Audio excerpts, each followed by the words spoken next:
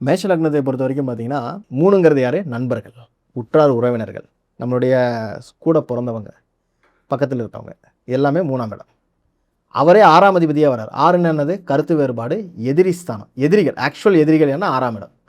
அப்போது இவர்களிடம் எல்லாம் கவனமாக இருக்கணும். நீங்கள் நண்பர்களிட்ட சகஜமாக பழகலாம், பேசலாம், எல்லாம் பண்ணலாம். ஆனால் குடுக்கல் வாங்கல் வச்சிட்டிங்கன்னா பிரச்சனை வந்துடும். கண்டிப்பாக. அதே போல் அவர் வந்து உங்ககிட்ட கடன் வாங்கினாலும் திருப்பி கொடுக்க மாட்டார். இன்னொன்று விஷயம் என்னென்னு கேட்டிங்கன்னா 11ஆம் இடமும் நண்பர்கள். சரிங்களா? இது வந்து பக்கத்து வீட்டுக்காரங்க, ரொம்ப நெருங்கிய நண்பர்கள், ரொம்ப க்ளோஸ்டு ஃப்ரெண்ட்ஸில் 11ல் வந்துடுவாங்க. அப்போ 11ங்கிறது என்ன? பாதகஸ்தானம்.